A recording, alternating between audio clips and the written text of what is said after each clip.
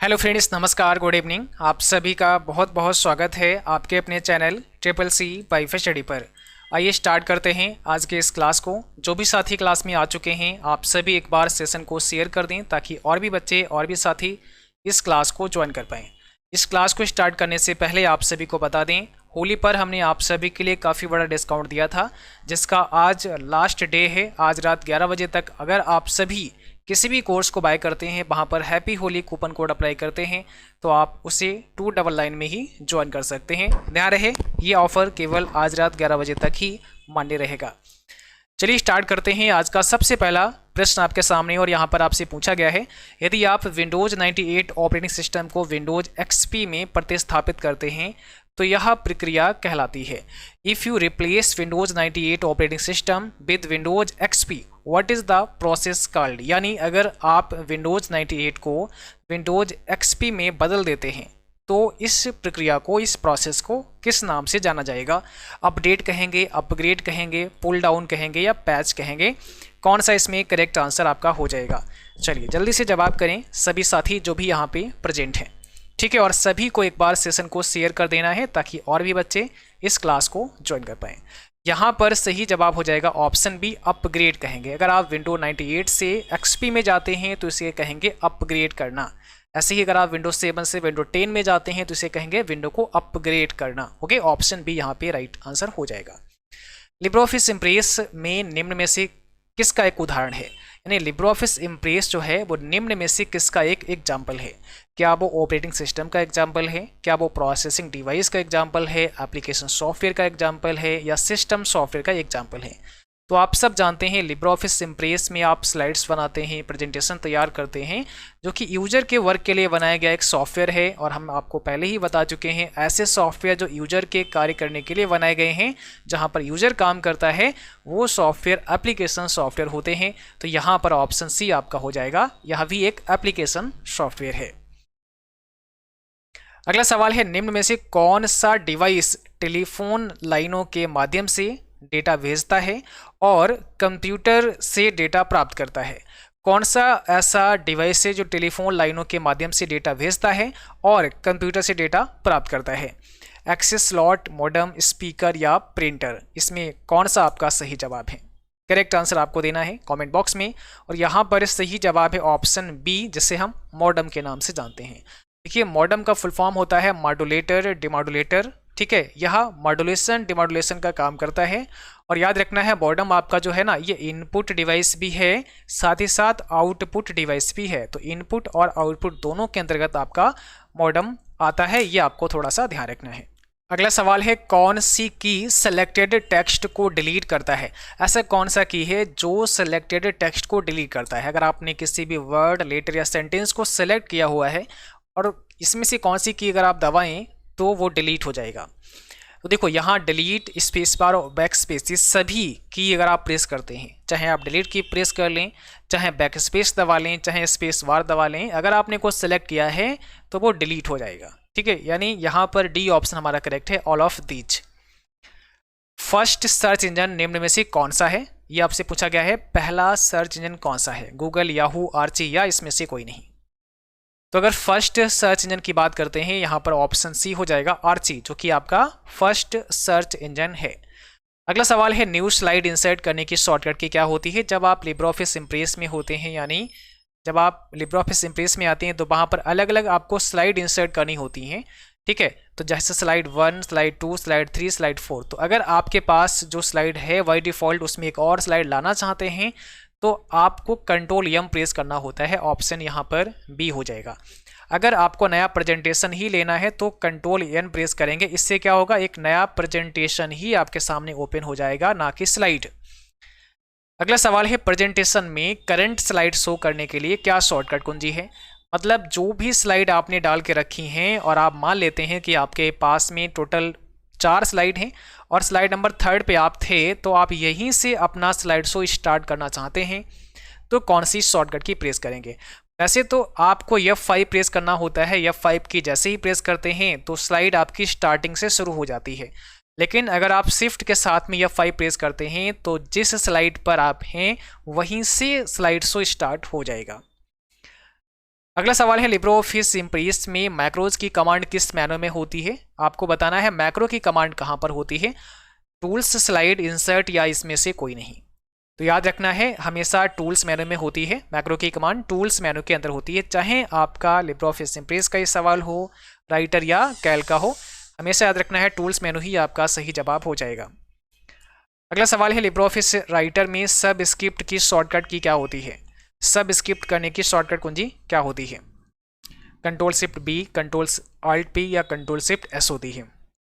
तो याद रखना है यहाँ पर सब स्क्रिप्ट पूछा है, ऑप्शन पहला हो जाएगा।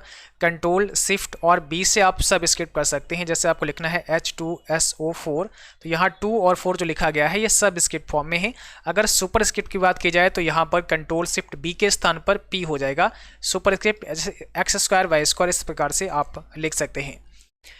अगला सवाल है GUI आधारित प्रचालन तंत्र निम्न में से क्या है, यानी इसमें से कौन सा ऐसा है जो ग्राफिकल यूजर इंटरफेस पर आधारित है, MS-DOS, विंडोज, यूनिक्स या ऑल ऑफ दीज। सही जवाब ऑप्शन वी हो जाएगा, MS विंडोज, जो कि आपका ग्राफिकल यूजर इंटरफेस पर आधारित है। यहाँ पर आपसे पूछा गया है आर्टिफिशियल इंटेलिजेंस के जनक के रूप में किसे जाना जाता है, यानी आर्टिफिशियल इंटेलिजेंस का जनक कौन है।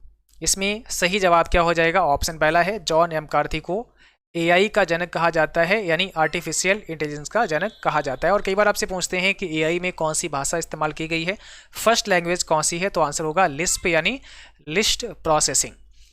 अगला सवाल है सेल का कंटेंट किस कुंजी के प्रयोग से एडिट किया जा सकता है। किसी भी बॉक्स में आपने कुछ लिख रखा है, अगर आप लिब्रियोफिस कैल्क के एक्सेल में काम करेंगे तो वहाँ पर ऐसे बॉक्स होते हैं जिन्हें सेल कहा जाता है, और इसके अंदर कुछ भी आपने लिखा है उसको एडिट करना चाह रहे हैं आप, तो F2 प्रेस कर सकते हैं या फिर उस सेल में डबल क्लिक कर सकते हैं। यहाँ पे शॉर्टकट की पूछा है तो आपको F2 प्रेस करना होता है। निम्न में से किस व्यक्ति को व्यक्तिगत ब्लॉगिंग का संस्थापक या पितामह कहा जाता है। तो व्यक्तिगत ब्लॉगिंग का संस्थापक किसे कहा जाता है, ऑप्शन बी हो जाएगा, यहाँ पे जस्टिन हेल को कहा जाता है। अगला सवाल है PSTN का फुल फॉर्म क्या होता है। PSTN एक नेटवर्क है, इसका पूरा नाम आप सभी बताएंगे। इसका फुल फॉर्म हो जाएगा public switched telephone network, option C यहाँ पे राइट होगा। अगला सवाल है IMEI का पूर्ण रूप क्या होता है, फुल फॉर्म क्या होता है। IMEI का फुल फॉर्म क्या होता है, इंटरनेशनल मोबाइल इक्विपमेंट आइडेंटिटी, यानी ऑप्शन यहाँ पर आपका बी हो जाएगा। और इस नंबर को देखने के लिए *#06# आपको डायल करना होता है, *#06# कोड आपको अप्लाई करना होता है IMEI नंबर को देखने के लिए। निम्न में से कौन सा किसी फिजिकल एड्रेस का पता है, इसमें से ऐसा कौन सा है जो किसी फिजिकल एड्रेस का पता है। और जब भी आपके एग्जाम में कभी फिजिकल एड्रेस की बात हो तो याद रखना है मैक एड्रेस ही हो जाएगा, यानी मीडिया एक्सेस कंट्रोल यहाँ हो जाएगा, ऑप्शन पहला है क्या हो जाएगा, मैक एड्रेस। और कई बार पूछते हैं कि मैक एड्रेस या फिजिकल एड्रेस का जो साइज है वो कितना होता है, तो याद रखना है 48 बिट का होता है, 48 बिट का होता है। अगला सवाल है ब्लूटूथ में किस प्रकार का नेटवर्क इस्तेमाल होता है। ब्लूटूथ में कौन सा नेटवर्क होता है, WPAN, मैन, बैन, लैन, इसमें से क्या होगा आपका राइट आंसर। तो यहाँ पर या तो पैन दिया होगा या फिर WPAN दिया होगा, ऑप्शन पहला ही करेक्ट हो जाएगा, जिसे हम वायरलेस पर्सनल एरिया नेटवर्क कहते हैं। ये ब्लूटूथ में नेटवर्क होता है। साटा का पूरा नाम क्या होता है, डिटेल में आपको बताना है साटा का फुल फॉर्म क्या है। साटा का मतलब होता है सीरियल एडवांस्ड टेक्नोलॉजी अटैचमेंट, यहाँ पर ऑप्शन बी हो जाएगा, सीरियल एडवांस्ड टेक्नोलॉजी अटैचमेंट, ये साटा का फुल फॉर्म होता है। अगला सवाल है राउंड 246.346, 2 का परिणाम क्या होगा। तो यहाँ पर राउंड फार्मूला आपके सामने है और इस पर हमने कई सारे क्लास आपको कराए हैं, अगर आपने वो क्लास देखे होंगे तो आप बता सकते हैं इसका आंसर क्या होगा। देखिए यहाँ पर राउंड वैल्यू 2 चाहिए, यानी 246 यहाँ लिखेंगे, पॉइंट लगाएंगे, 2 3 4 6 यहाँ लिखेंगे। इस 2 का मतलब है कि दशमलव के बाद में 2 स्थान ही हमको रखने हैं, बाकी को हटा दीजिएगा। तो बाकी में 6 है, 6 को हटाएंगे तो अगर कोई संख्या जो हटा रहे हैं वो 5 है या 5 से ज़्यादा है, 5 के बराबर है या इससे बड़ी है, तो शेष में +1 कर देंगे। तो यहाँ 246.3 यहाँ जाएगा, 4 में +1 हो गया तो 5 हो जाएगा। 2 का मतलब है 2 स्थान ही रखने हैं, तो हमारे पास 2 स्थान आ चुके हैं, लेकिन 6 को हमने हटाया क्योंकि ये 5 से बड़ा था, तो 4 में +1 कर दिया, तो 246.35 आपका आंसर हो जाएगा। अगला सवाल है VR का पूरा नाम क्या होता है, what is the full form of VR। यहाँ VR का मतलब होगा वर्चुअल रियलिटी से, ऑप्शन पहला हो जाएगा वर्चुअल रियलिटी। अगला सवाल है उमंग ऐप किस मिनिस्ट्री से लॉन्च किया गया, किस मिनिस्ट्री के द्वारा लॉन्च किया गया।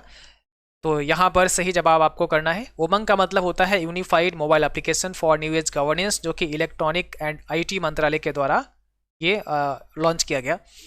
अगला सवाल है UIDAI किससे जुड़ा हुआ है, किससे संबंधित है? UIDAI किससे संबंधित है? आधार कार्ड से संबंधित है। ऑप्शन हमारा यहाँ पे बी हो जाएगा। Unique identification authority of India इसका फुल फॉर्म होता है, जो कि आधार कार्ड को जारी करता है। अगला सवाल है FSF का फुल फॉर्म क्या हो जाएगा? FSF का फुल फॉर्म क्या हो जाएगा? तो यहाँ पर हो जाएगा फ्री सॉफ्टवेयर फाउंडेशन। ऑप्शन यहाँ बी आपका राइट है, फ्री सॉफ्टवेयर फाउंडेशन। IoT में टी का क्या मतलब होता है? टी का क्या अर्थ होता है? IoT में टी का मतलब हो जाएगा, देखिए IoT का मतलब होता है इंटरनेट ऑफ थिंग्स, तो यहाँ पर ऑप्शन सी हो जाएगा। तो आज की क्लास बस यहीं तक रहेगी। उम्मीद करता हूँ क्लास आप सभी को अच्छा लगा होगा। क्लास अच्छा लगा इसको लाइक करना है, शेयर करना है, और जो भी साथी चैनल पर नए हैं आप सभी को सब्सक्राइब करके बेल आइकन भी प्रेस कर लेना है। और जैसा आप सभी को पता है 17 मार्च से आप सभी के एडमिट कार्ड भी डाउनलोड होना शुरू हो जाएंगे, और आप सभी के एग्जाम जो है वो 26 से लेकर 31 मार्च के बीच में होने हैं। तो आप सभी को बहुत ही अच्छे से तैयार करना है अपना जो भी कंटेंट हमने आपको दिया है, अभी तक जो पढ़ाया है आपकी CCC BYFHD मोबाइल एप्लीकेशन पर, इसके अलावा जो हमने यूट्यूब पर क्लास कराए हैं उनको अच्छे से तैयार करना है। जिन बच्चों ने ईबुक को लिया है उनको भी अच्छे से पढ़ना है, ईबुक को पूरा अच्छे से तैयार करना है।